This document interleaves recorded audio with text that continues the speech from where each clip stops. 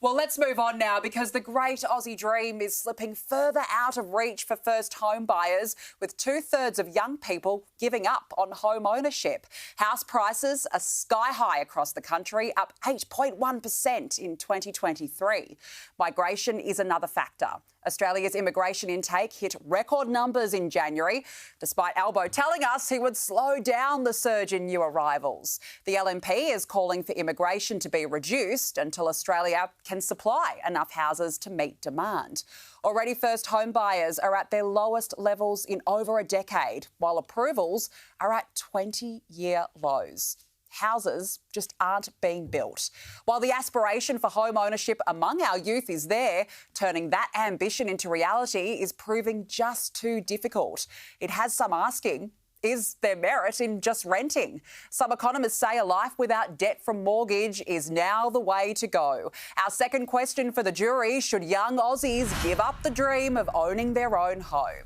Joining us now is Freya Leach, Director of the Centre for Youth Policy, and Emily Dye, Policy Analyst at the Centre for Independent Studies. Hello to you both. Thank you for joining us on the panel this evening. Emily, why should people right now give up on owning their own home? Well, I mean, I do think it is a bit of an individual decision, but I cannot blame the many young people that have just given up. We see in the last 20 years, it was 43% of 20 to 29-year-olds that were buying a home, that had a home. And now it's only 36%. So we can see those trends that are going in the negative way. For a boomer buying a house, it took 2 years to save for a 20% more deposit on that home. Now it's 5.5 years for a household. So that's not a single millennial. That would be a household. And those numbers are just getting worse. So for Gen Z, it's looking a lot more dire. So until we can start putting in some real policy changes, I think it's a very rational decision for someone that is young to say, hey, I'm going to take this $50,000 that I've been saving for a house and actually decide to live my life, because it's going to take me $200,000 to get that deposit for my $1 million home. And it's taken 5.5 years, which is a long time. That's a very long time. Freya, the statistics they're shocking, as we've just heard. But do you really think there is a chance of being able to break into the market? I do think it's really hard for first home buyers at the moment. I'm actually one of them. I'm looking to buy my first apartment, and it is incredibly difficult. So I have this first-hand experience. But I think the question, should young people give up on buying their own home? I just don't think we should, because there are so many benefits that come with home ownership.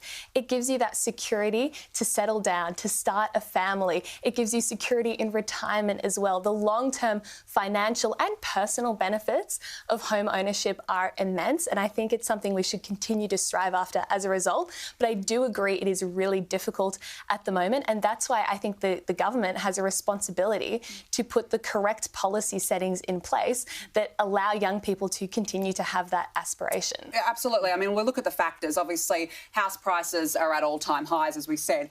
Immigration, the rate is up. It's up at about 60% over the last 12 months. We just found that out the other day. Is that part of the policy planning? Do we need to bring down the rate? Is it squeezing young people out of the market? I think that's a bit of a misnomer, the idea that we can just cut immigration and then it'll suddenly fix the housing crisis.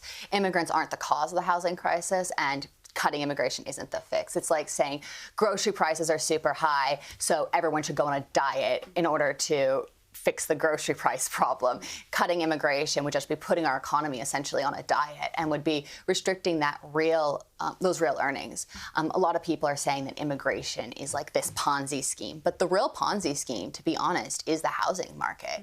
You've got houses that are going up in price, and it's not real value. It's this arbitrary value that's been created by a restriction of the supply by state governments and particularly by council governments that aren't making those approvals, by density regulations. 78% of the area around Sydney and the cities in New South Wales are zoned for single-family only homes. So that's taking up a lot of land that could be used to house a lot more people, and we're just not doing it because people don't like the look of skyscrapers or don't like the look of a mid-density apartment block. Yeah, okay. Well, that's a fair comment. But do you think that immigration is having an impact on being able to enter the market right now? Whenever you look at prices, there are two sides to the equation. There's the supply side and there's also the demand side. And it's reductive to just look at one and blame that entirely. So I agree, Emily, you make a great point about housing supply. I'm a YIMBY. I think build more houses, let's do it. Put it in my backyard. I support that 100%. But at the same time, I don't think we can ignore the reality that our migration levels are the highest we've ever seen, while approvals are at a decade low. So for every one house we are currently building, we are getting 4 new migrants. So the math, I don't know how the math on that's going to work.